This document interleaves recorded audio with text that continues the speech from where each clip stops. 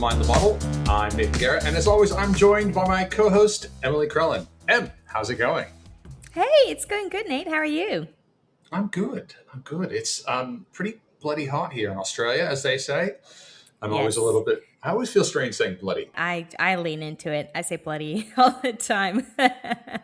um, I wanted to start off by asking you a question, Nate. And it's a hot topic. So as we've discussed offline, you and I very plugged in, subscribe to a heap of different AI podcast newsletters, business chat. You know, we have our secret society AI group. But we're really plugged in. The rest of the industry may not be as much as we are. Do you think we are in an AI bubble? I do. I do think we are in an AI bubble. I'm old enough and hopefully wise enough to have lived through the very first .com bubble. A little known fact, I was with a company and we were about 6 weeks away from going public when the bubble burst. And so I had on paper, I was going to be worth $1 million or so. I had, stock options and everything. It was great. And I ended up with just big, giant blank pieces of paper that are worth absolutely nothing because that company imploded like many others. So I'm familiar with the bubble cycle. I have lived through it before. Yes, I think we are in an AI bubble, but I do think it's different than the .com bubble in many ways. How so? Part of the thing with the .com bubble is there weren't really a lot of legacy companies involved in that business. So there was tons of companies that were small, that were starting, things like Amazon, but also pets.com. And you had all these companies that had spent a lot of money and on the promise that one day the internet would be huge. Most of them died in the .com burst because they just didn't have the money and they didn't have the faith from investors to keep going. There were some companies that survived that. We all have heard of Amazon before. We all know the Googles of the world. There are companies that survived and they passed it. However, the difference is now you have a bunch of startups like OpenAI, but also much more smaller, many small kind of pieces of business. But you also have these big, giant, huge companies as well. So you've got Google, you've got Microsoft, you've got Amazon, and those companies are incredibly well funded and I think can survive any bubble that bursts now. Will there be some casualties along the way? I think at some point there inevitably has to be. There's just so much hype and so much money and so much potential that a lot of these companies won't survive. From a younger generation perspective, because I won't classify you as boomer. Yes, I was a boomer. I was not around. Righto. I'm sure your kids love to hear you say that.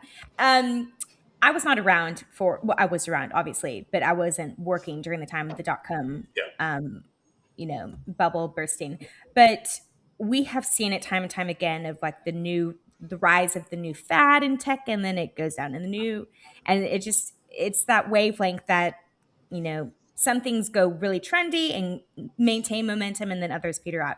I think back to quite recently the metaverse. Facebook doubled down so much that it renamed its company Meta, which I still think is an absolute mistake. Crazy.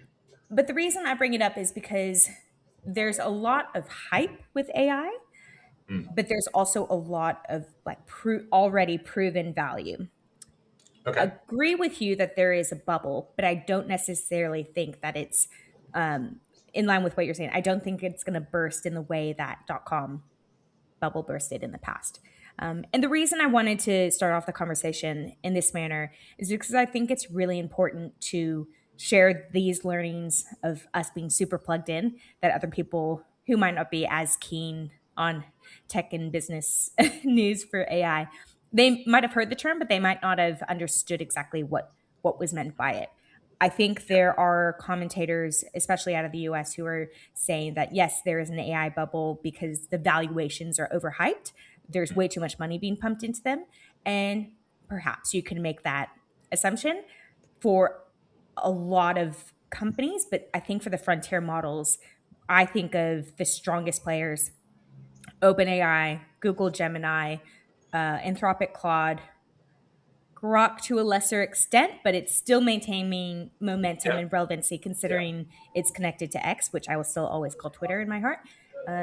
I think those are valid, perhaps a little overvalued, but the remaining AI companies, I do think that they will eventually be gobbled up. I guess the challenge from a bubble perspective, and the reason people talk about it a lot, is will it affect the total stock market and everybody's portfolios? Most people in Australia have a super that's attached to the stock market. And so the question really is with an AI bubble, are you going to see a 30, 40, 50% drop in the stock market? And I think that you probably could. I think you probably could see a 30% correction. And I think, like I said, it will destroy a bunch of smaller pieces that will then, to your point, get picked up by the big guys. Nate, over to you to introduce our very, very brilliant guest that we have on the podcast today. So our guest goes back with me quite a while. So we both worked at Google together. He has been in the digital advertising space for around 25 years. He's worked in e-commerce and online payments. He probably, I think, goes back to the dot-com era with me, which dates him a little bit as well. He's spent his time in performance marketing and data management. He was head of Google Analytics for APAC for Google, and is now spending his time mentoring AI startups, but also running his own AI startup called AIMSOO. So I want to welcome to our guest today, Martin. Martin, welcome to Mind the Model. Thank you very much. Nice to be here. Good to talk to you guys. Good to see you again, Nathan. Martin, what we're going to do is we're going to start off the way we always do with a couple of quick fire questions to warm you up. First one being, what is your favorite AI model and why? I actually like Grok. So what I use most is ChatGPT. It was first, I got rusted on there. It's got all my memory. It's got all my projects. It's got all that stuff. But when you want to do a quick picture, you want a different take, you want the daily news, Grok is getting better and better. I wouldn't have said this 6 months ago, but I can see that part growing on me, right? So that's just as a human. Then what we'll use like for coding and stuff is mostly Claude, because they're a very strong coding model. They were a very strong coding model for a long time. Martin, do you have a prompting methodology or approach that you tend to use when you brief AI?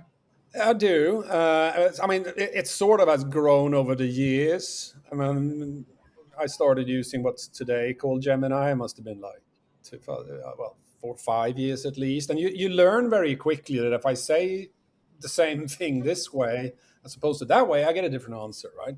So a lot of it is just like experience. I know when to be authoritative. I know when to phrase things in a certain way. And then when you know you're going to run things again, like copy that query or tell it to remember it, it increasingly is getting good at remembering old things and not just regurgitating an hallucination thing. So you do want to build your own prompt library for your own world. For you, what's the last thing that you used AI for? Yeah, I was making Google Ads yesterday. I was literally like scrolling. I was making headlines. So with the AIMSO thing, we're sort of trying to advertise a category that hasn't existed before. And so the Google automated systems just simply cannot come up with, it gave me home decor headlines and keywords. So I had to use ChatGPT to basically go, no, I need keywords like these. I need headlines like these. Let's see what we can do with this, right? And it's amazing how well it understands an interface like Google Ads, right? Because it will have ingested so much discussions on what are best practices to do that exists on forums and any other channels we can imagine, right? The best part of AI is really this, that I have like a 90% expert in anything.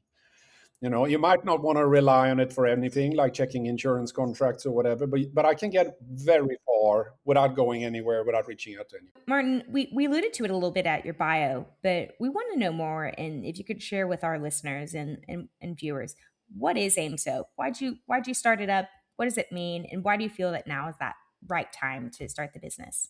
Right. So how do you connect small business to the world of AI so that they can be part of this as well, be found, do business? So that's a discovery problem. It really is. It's basic visibility. It is like, how do you get into the phone book that 1 billion people use, being non-Google AI search, if there is no phone book? Google has a phone book. You can list yourself in their phone book. Now you're in. But what about all these others? And like you flip this, like, so what would the others do? Is Perplexity going to start their own small business listing product? And is 100 other AI tools and models going to do the same? And then the small business who can barely manage to keep up 2 listings and hate doing it, are they going to have to maintain listing accounts on like 30, 40, 50 different places, right? So the theory we had was, why don't we just create one? You list yourself one, we make it the basic visibility free. We will integrate with all those AI tools. We will verify the data so they can trust it, and we will just propagate this, right? That solves the basic visibility problem. That is really the key of what we're doing here. And Martin, what's the biggest barriers for you guys? Like, what's your biggest challenge? For us, the biggest challenge, I think, is that we are a touch early, and not in terms of where industry people understand what we're doing. That part is not that hard to explain.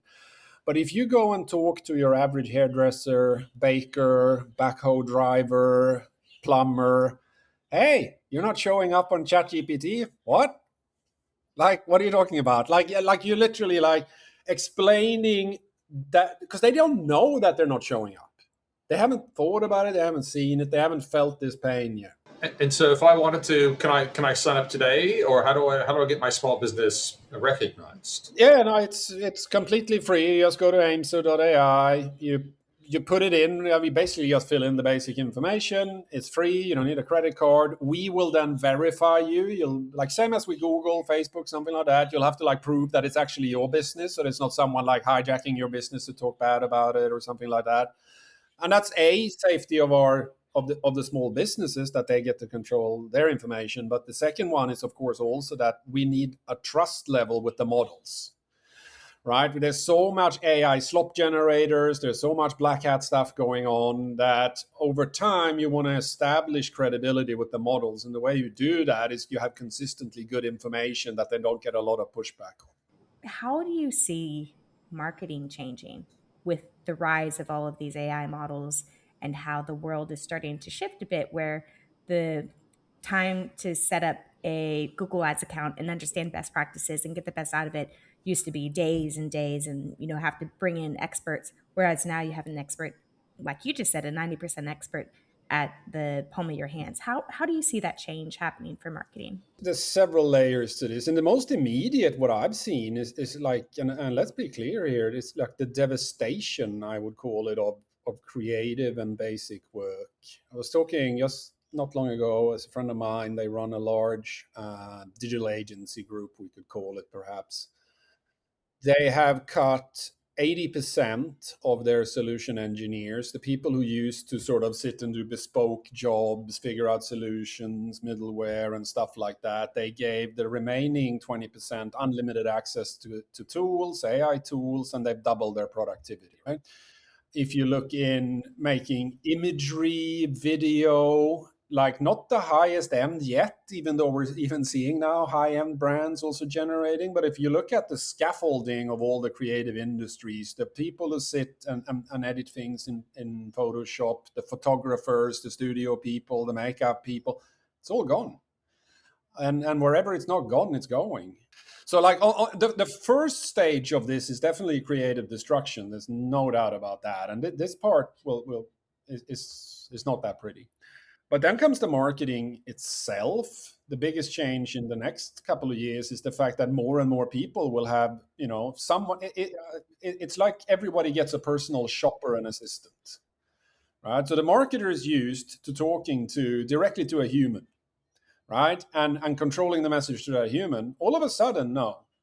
It is like I'm there. I'm the lord of the manor, and I'm sending my butler out to talk to you first before the butler tells me what the butler thinks about everything it's heard. Right.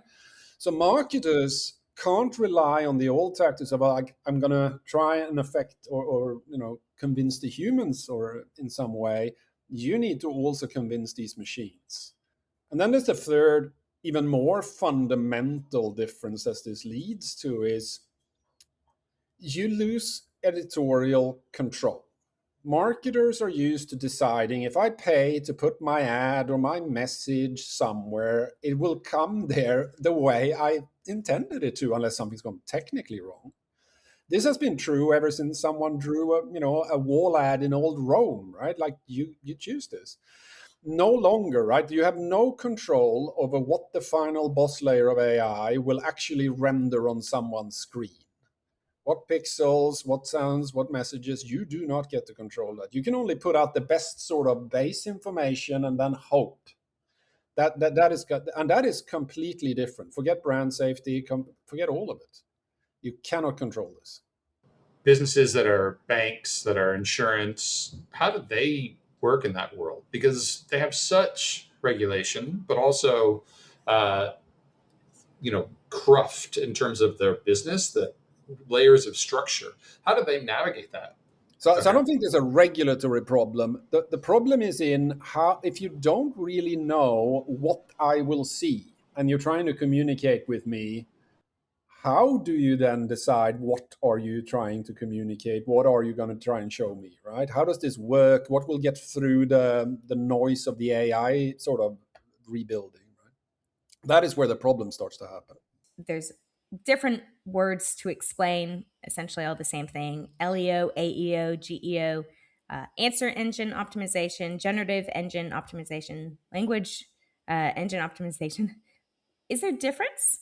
And what is it, in your own words? Which one do you prefer? I prefer generative engine optimization, GEO. It was one of the earliest ones. And I also think it is the more all encompassing, right? If you go answer engine optimization, that became popular 2 years ago when the first guy started building tools here. And that's because people just thought about this as search, right? I'm going to affect what the chatbot says back in text. So that's an answer, right? Yep, that's an answer. On the answer layer, there are all these things. But generative AI is going to be inserting marketing messages into generated images, into generated videos. We're going to see, programmatically bought, generated product sponsorships show up here and there. Like all of this stuff is coming. So as a marketing practice, it's far bigger than just the answer. So I like GEO, as we usually call it. What is good geo look like in practice then for a marketer today? To be honest, it looks like good SEO if you really simplify it down. It hasn't changed that much. You need to have your data, whatever the data is, in a format that is optimized for what is gonna come past, like a crawler Mhm. of some kind, and for what some form of intelligent machine learning system will then do with that information, right? Like the SEO industry had a very simple life in the sense that it was kind of just understand Google's crawler, understand how Google works, and you're done. That's no longer true, but the principle holds. So good data in the right format, that hasn't changed. What changes is a bit how you present it, how you put it out there. AI doesn't love JavaScript and pop-ups and stuff like that. So you almost have to have like shadow sites and MCPs and things. But principle, good is just make sure you have good information. If you want to go a bit more cynical, you'd go good geo or good SEO is the one that sells. And that's when you get into why don't we do a million listicles in the dark? Why don't we generate thousands of fake comments on Reddit and all this sort of stuff? I'd say that is good in the sense that sometimes a little bit of it works and you can show, hey, we made some money, but it is not good in the long run. It's not going to work in the long run. And we've also seen lots of examples where someone has let someone do something like that. And then comes the Google bot and has one look at this and goes, that's some sort of scammer, cut them off. And so now they've doubled their AI business and lost the 98% of their business that was Google.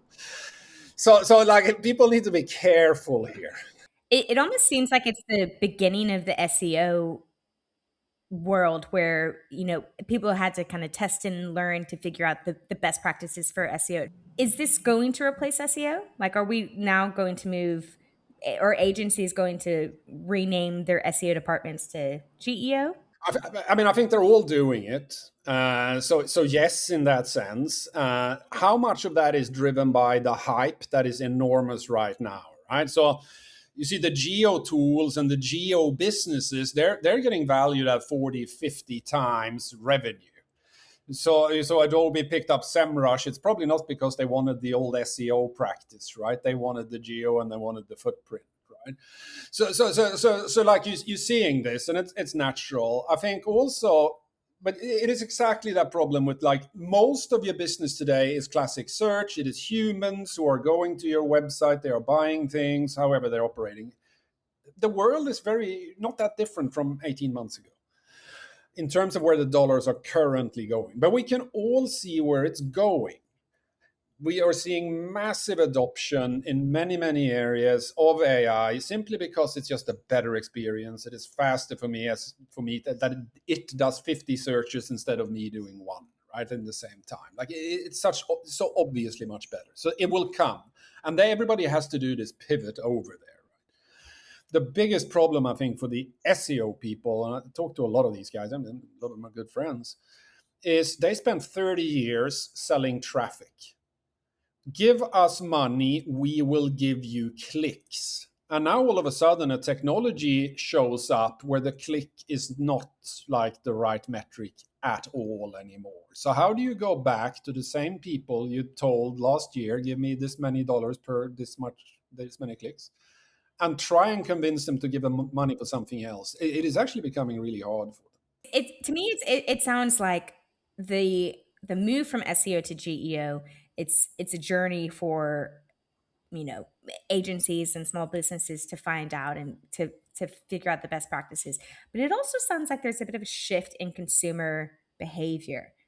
But for you, do you see any other players in the game that are really doing GEO quite well, or who will make that transition? Out of the established players, if we look at the people providing answers, Google is doing a good job so far of the shift over. It's a big lift for them, obviously. Facebook is not. I mean, if there's a surprise here, it's rather how poorly Meta's AI is doing inside WhatsApp and the other surfaces it has. Like how little I find I ever want to go back when I try it again and again. So if those are like the two poles here, I think that's fair to say. There's not that many other players. No one has really succeeded in grabbing share except for OpenAI. So they're probably around 70% now of consumer sort of chatbot use in the West, outside of China. So we have a tale of a couple of big players right now dominating everything. Perplexity is a rounding error. As much as I love them, I use them all the time, but they just haven't broken through yet. But I think it's wrong to assume that where we are today is where it will be. It ties back to what you said, Nathan, right? 1994, 95, the big discussion was, would the consumer web be dominated by AOL or MSN? And safe to say, it was neither, right? Like, I think it's far too early to say who's going to own this and where it goes. That being said, I wouldn't want to bet against the big players. Yeah, it's really hard to know. I think ultimately it's about moats, right? And if you look at some of the moats that the big guys have today, you have distribution as a fantastic moat. I think almost a year ago, I posted one of the first LinkedIn articles about this. It's like, what are the moats in search, right? You can have great technology, but now everyone's got the same great technology. Then you can have data assets, as in I know stuff that other people don't, so I can give better answers, I can give a better result. And the third one is distribution. Humans are very basic. I will click on what's in front of me as long as it's free and easy to use. And why would I download another browser if the one I have, I like it, and if the one I have has AI built into it? I remember the reason I started using Google was because it was so much better than Yahoo. But to your point, Em, Google now are in the position where they're going, okay, AI is impacting us. So what we're going to do is we're just going to integrate AI into our experience. And I think that's a very clever way for them to do it. So look, one question I have for you, Martin, is put your prognostication hat on. I mean, right now people are paying for AI, but do you think the future of AI access is inevitably ad driven? Yeah, yes. or rather, there's gonna be ads here. This is in a way the biggest opportunity in the history of the ad tech industry and for advertising and marketers. This really is amazing. And if you put this in the simplest possible terms, if there's eyeballs, there will be ads. That has been true since old Rome. There literally are wall ads in Pompeii that you can go look at, right? Like there will always be someone showing up with something to sell and willing to pay to do it, right? That part is a given. The other part is that AI models are horrendously expensive. They are not making right returns, and it's getting increasingly hard to justify the investments and the capital expenditure based on what's happening in coding and the AI infrastructure game and so forth. And you already saw this at the end of the last year. Kathy Woods of ARK Invest, always keen to be on the latest narrative. But I mean, she's saying this is where we're going to go. OpenAI has started talking about advertising and marketing and all these things. And when you start doing the numbers on what it's worth, you quickly, I mean, I did this back of the envelope calculation for a meetup the other last month. It's 5 times the size of Google, just the e-commerce piece. So what I always tell people is if you don't think there's going to be ads in AI, you have to convince me that Sam Altman doesn't like money. Hey, so Martin, at the start, you spoke to us about all the different countries that you've worked out of, and recently in Singapore now in your long illustrious career. Are there specific learnings from other markets? I don't know if it's a global insight. I think it's actually very similar everywhere. People have just the way I would phrase this is that the Americans are 6 months ahead, especially in California. It really pays to go and see what those guys are doing. And if you want to get ahead in your market, but it is no more than 6 months. It used to be a couple of years before like things filtered out. Now it's much, much faster. Other than that, the discussions are eerily similar everywhere, right? The copyright conversation is the same in Europe as it is in Australia, as it is in Singapore, as it is in Japan. The legal versions are a little bit different. I'd say the skill level inside the industry is similar, as in a year ago, you could almost waterboard someone and they wouldn't know what zero-click was. 6 months ago, everybody figured out what zero-click was, right? Like you get these things. Do you consider yourself to be an AI optimist, realist, or pessimist? I have realized that you have to treat AI the way you treat death. What a statement! Maybe AI will turn out to be this horrible Terminator thing that will, do some cancer virus that kills us all. Maybe it will. Can I stop that? No. So I might as well just roll on. If it happens, it happens. And death is the same thing. Well, except I know it'll happen, but I don't know when it will happen. I have to operate on a going concern. I still have to live my life. I still have to enjoy myself. I still have to raise my children. So it kind of doesn't matter if they're about to do it, right? And the debate as to whether humans will try, that was over in 2015. Humans will try, because you're in this constant thing. If we don't do it, they will do it. If they are the Chinese or they are someone else, or, Google goes, well, if we don't do it, then Elon will do it. And it doesn't matter. This will happen if it happens. I can't do anything about it. Might as well roll on. And a lot of what's coming here is very huge reason to be optimistic. If you're in advertising, I think 26, 27 is going to be golden years like the early days of programmatic. Yeah. Right? We have at least $2 trillion in revenue coming to our industry that we didn't have before. We're going to recook at least 500 billion of the existing annual digital spend. How long that takes, 4, 5, 10 years, 15 years, who knows? But the narrative, the hype, and the parties are coming in 26 and 27. So I'm hearing optimist with a dash of realism, maybe? Is that what I'm... No, a lot of realism. I mean, I follow the same, I would imagine, podcasts. I listen to Jeffrey Hinton. I mean, I like it is a bit of a worry when like Nobel Prize winners who invented this stuff have changed their career to say that it's gonna destroy us. And Hinton calls himself the positive guy because he only thinks it's like he thinks it's like a 20% chance it won't. Like so, like. But you have to. What are we gonna do? Like, are we gonna crawl under a rock and die prematurely? Like, don't borrow trouble is a good maxim to live by. Like, trouble will come for you eventually. So, Martin, last question for you. In 3 years' time, GEO will be blank for marketers.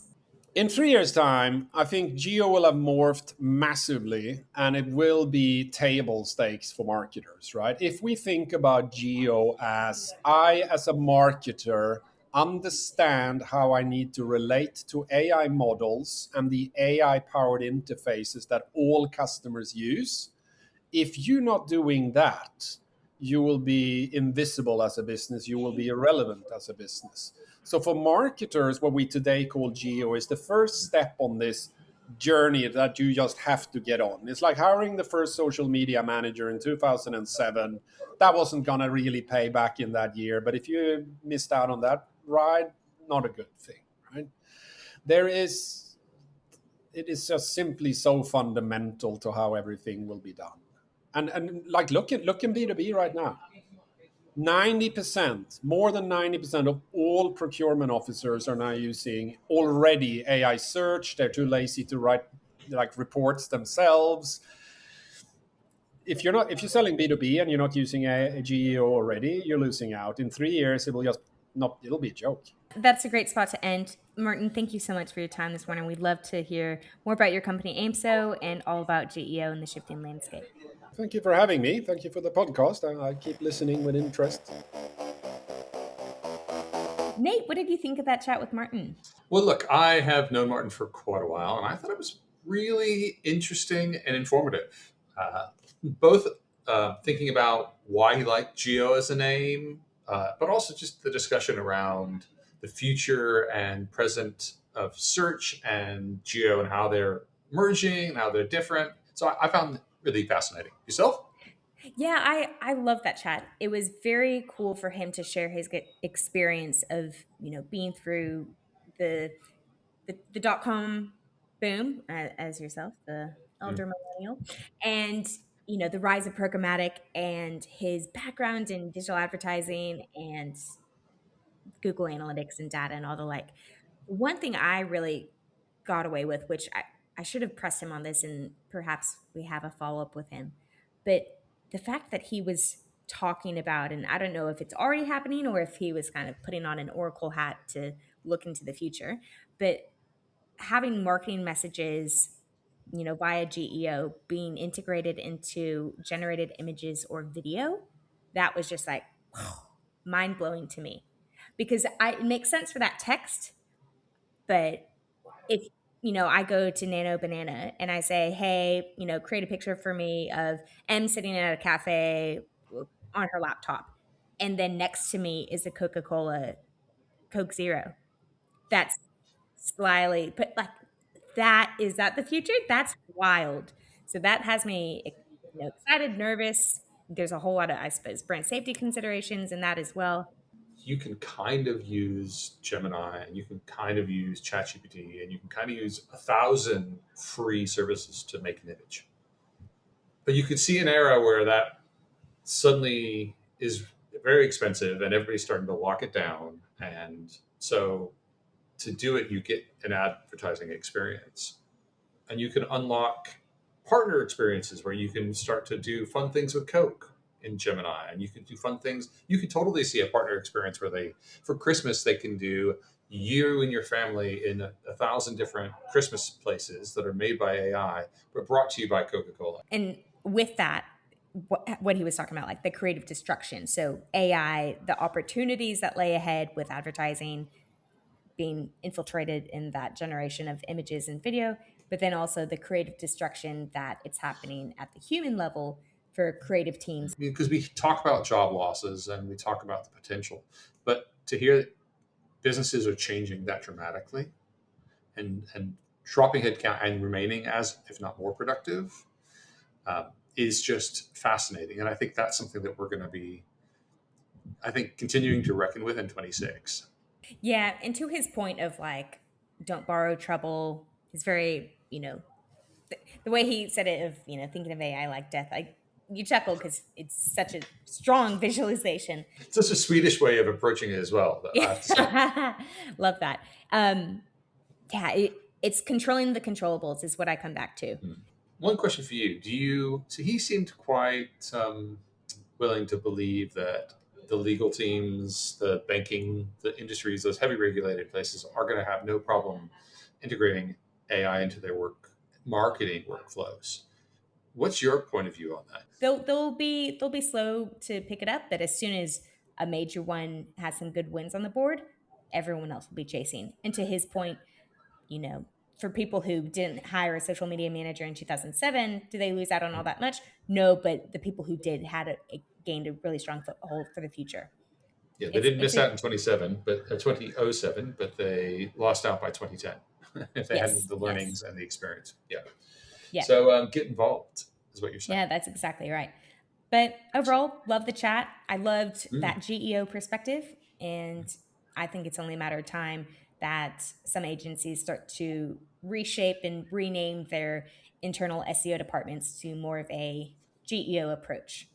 Well, I think that's a good place for us to stop. Lots to look forward to this year in 2026, and be sure to like, share, and subscribe. If you have any questions or want to hear a future guest on the pod, just send them over to mindthemodelpod@gmail.com. And remember, the intelligence might be artificial, but the wins are real. Thanks. See you next time. Bye.